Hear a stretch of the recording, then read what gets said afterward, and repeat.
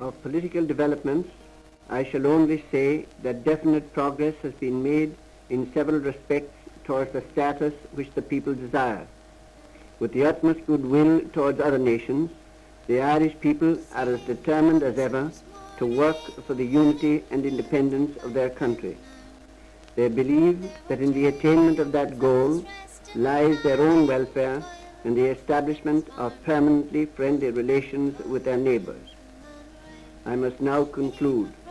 I am very glad to have had the opportunity of addressing you, and I wish you individually and your country every blessing and happiness. Slán agad Villéir. Is made in Dublin. To mark the inauguration of the new constitution throughout éiRe, formerly the Irish Free State, Dr. Byrne, Archbishop of Dublin, enters the pro-cathedral for the votive mass, and escorted by cavalry, the new Taoiseach, Mr. de Valera, arrives by car.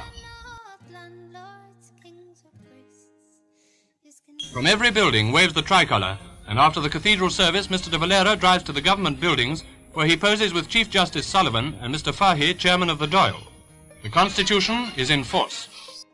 The ideal Ireland that we would have, the Ireland that we dreamed of, would be the home of a people who valued material wealth only as a basis for right living, of a people who, satisfied with frugal comfort, devoted their leisure to the things of the spirit, a land whose countryside would be bright with cozy homesteads, whose fields and villages would be joyous with the sounds of industry, with the romping of sturdy children, the contests of athletic youths, and the laughter of happy maidens, whose firesides would be forms for the wisdom of serene old age, the home, in short, of a people living the life that God desires that men should live.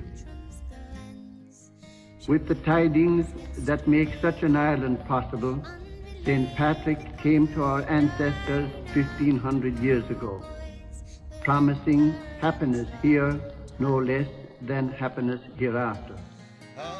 It was the pursuit of such an Ireland that later made our country worthy to be called the Island of Saints and Scholars.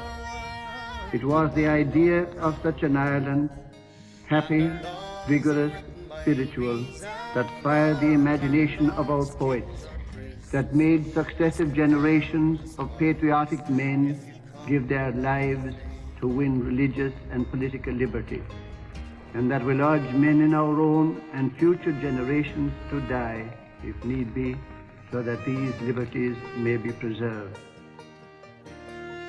100 years ago, the young Irelanders, by holding up the vision of such an Ireland before the people, inspired them and moved them spiritually as our people had hardly been moved since the golden age of Irish civilization.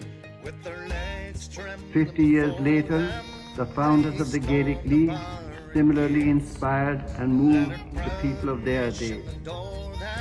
So later did the leaders of the Irish Volunteers. We of this time, if we have the will and the active enthusiasm, have the opportunity to inspire and move our generation in like manner.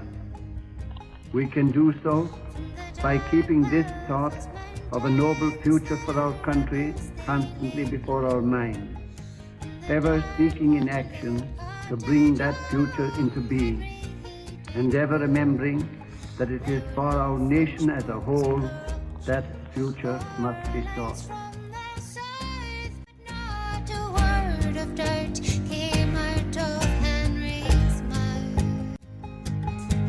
So cold, tired and hungry, young Henry made his vows. From your proud mothers I stole you, and I won't desert you now. We're sons of the Republic, not planters but free men, and it's never going to be the same again.